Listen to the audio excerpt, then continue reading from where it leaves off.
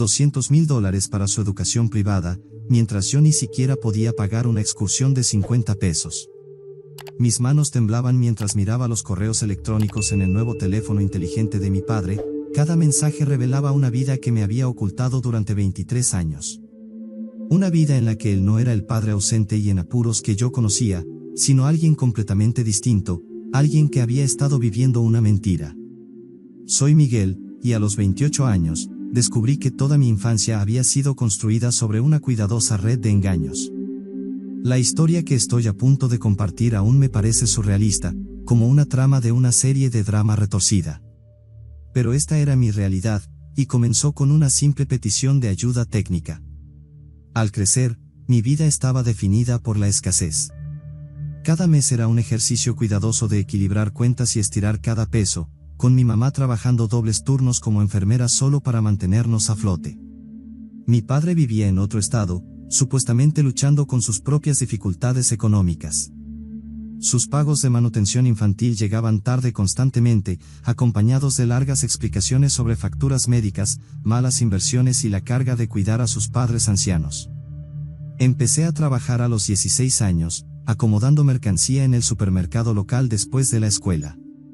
Mientras mis compañeros se unían a equipos deportivos y salían al cine, yo contaba monedas y usaba ropa de segunda mano. La vergüenza de tener que rechazar invitaciones a fiestas de cumpleaños porque no podía comprar regalos se convirtió en una tristeza familiar.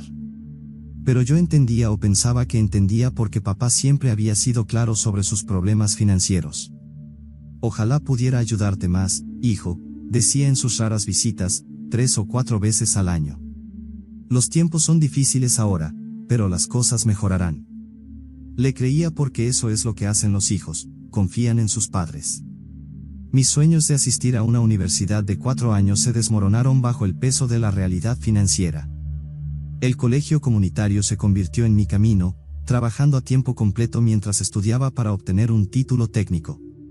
Cuando le pedí ayuda a mi papá para pagar la matrícula universitaria, su respuesta fue un largo correo detallando sus crecientes facturas médicas y fracasos en inversiones. Lo acepté, como había aceptado todo lo demás. La vida continuó. Conseguí un trabajo de nivel inicial en TI que pagaba decentemente, y en los últimos años, papá regresó a nuestro estado, afirmando que problemas de salud lo obligaron a retirarse. Empezamos a reunirnos para cenar cada pocas semanas y, por primera vez en mi vida, sentí que estaba desarrollando la relación de padre e hijo que siempre había deseado.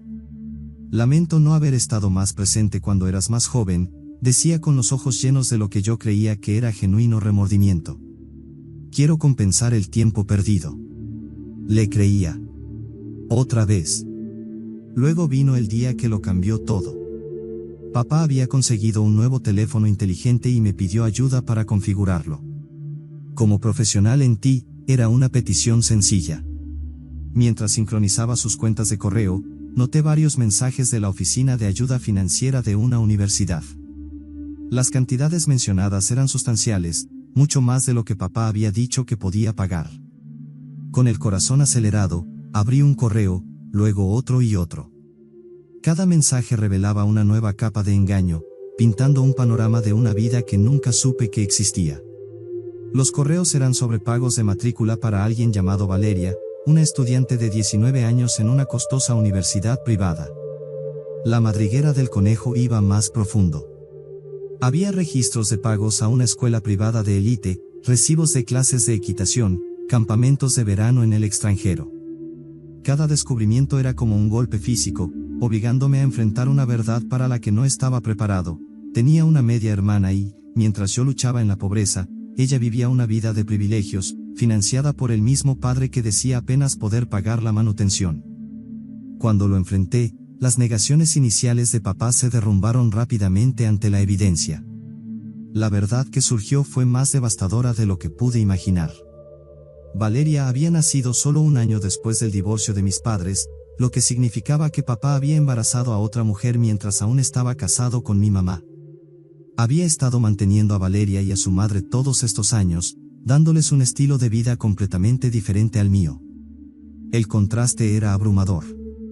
Mientras yo tomaba el autobús a mi trabajo de salario mínimo a los 16 años, a Valeria le regalaban un coche nuevo para su cumpleaños. Mientras mamá y yo vivíamos en un pequeño apartamento de 2 habitaciones, papá le compraba una casa a Valeria y a su madre en un barrio exclusivo. Mientras yo perdía eventos escolares porque no podíamos pagar las cuotas, Valeria disfrutaba de actividades extracurriculares costosas y vacaciones internacionales. Pero la traición iba más allá de la disparidad financiera. Valeria había sabido de mí todo el tiempo.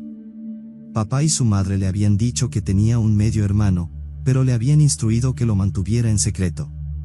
Mientras yo tenía un padre que aparecía 3 o 4 veces al año con excusas y disculpas, Valeria había experimentado la relación completa de padre e hija, eventos escolares, vacaciones familiares, lecciones de manejo, presencia y apoyo diario. Estaba tratando de protegerte, dijo papá cuando exigí respuestas. No quería herirte ni complicar las cosas con tu mamá. La audacia de su explicación hizo que mi sangre hirviera.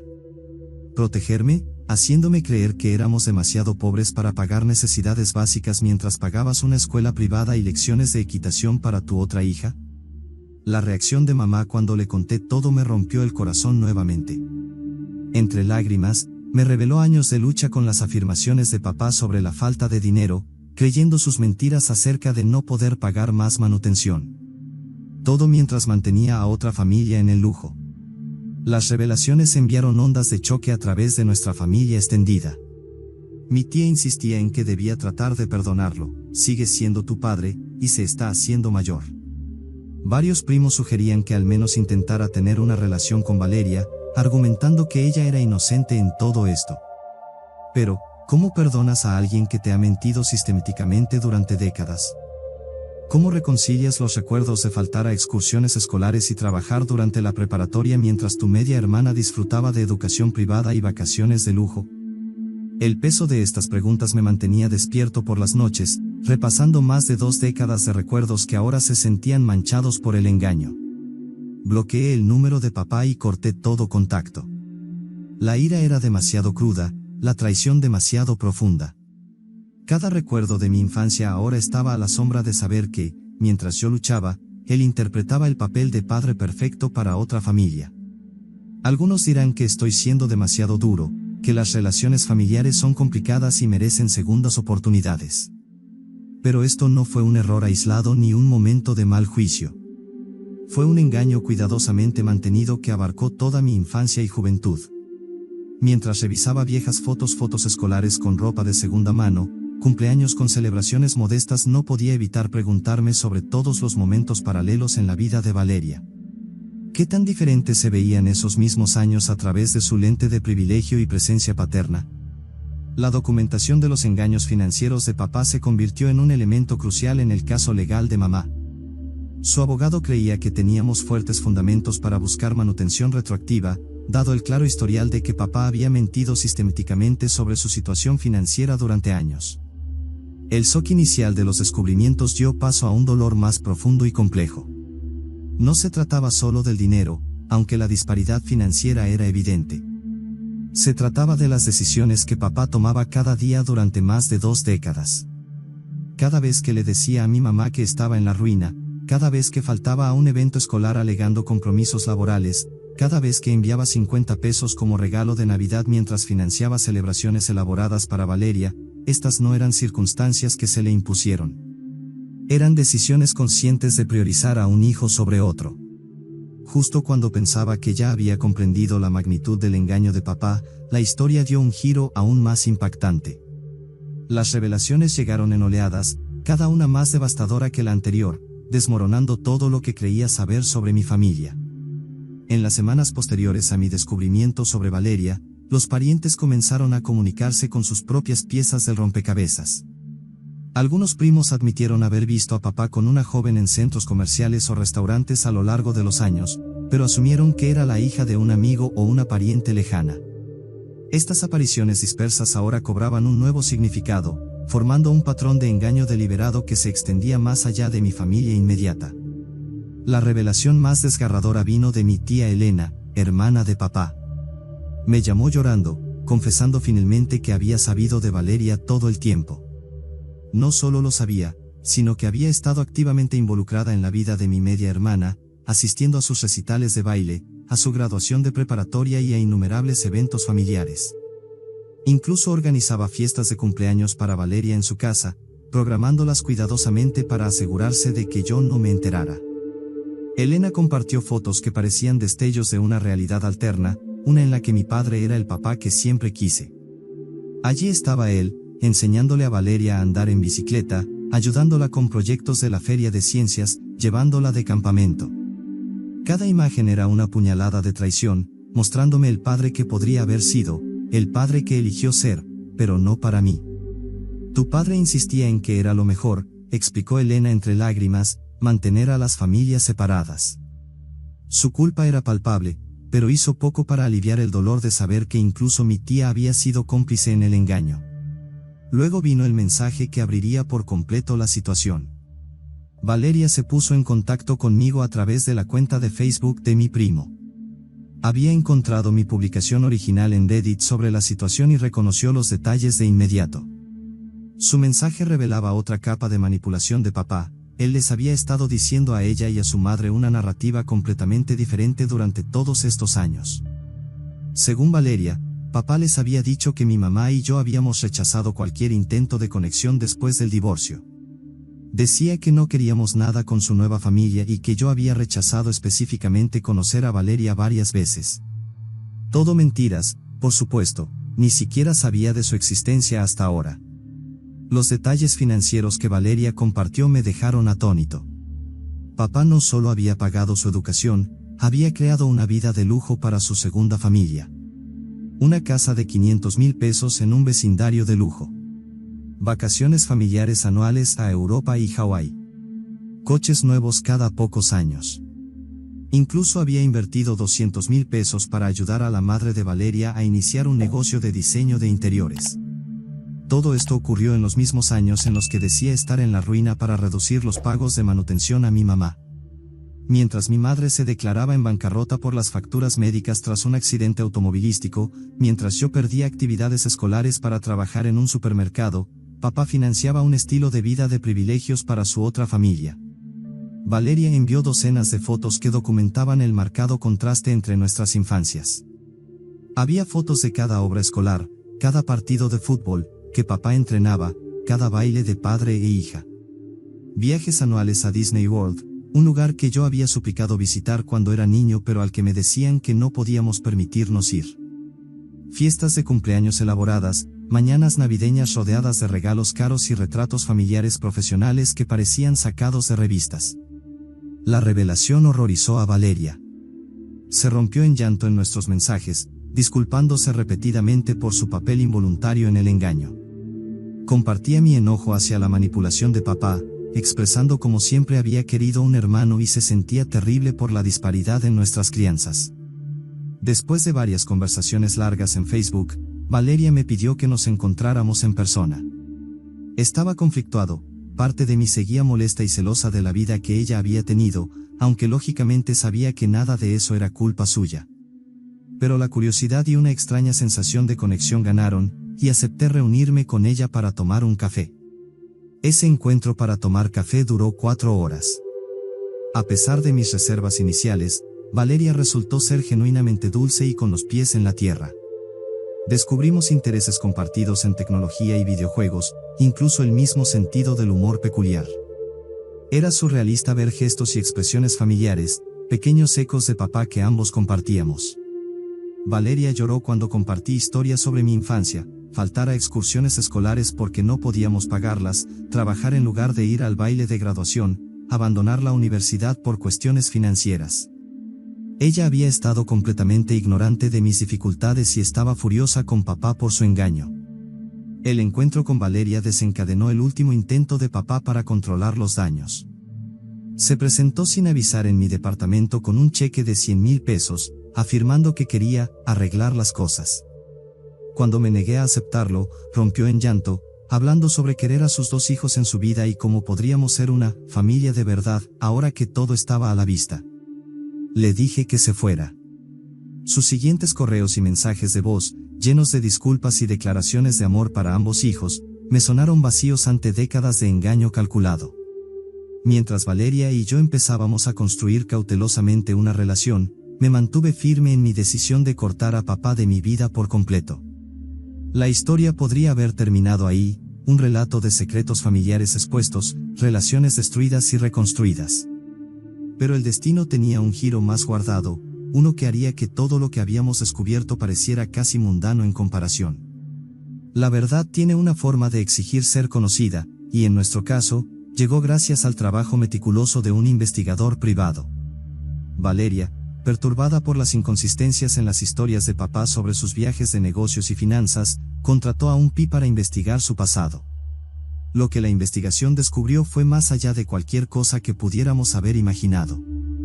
Papá tenía una tercera familia. El PI encontró evidencia de pagos mensuales regulares a una mujer llamada Mónica, que datan de hace 16 años.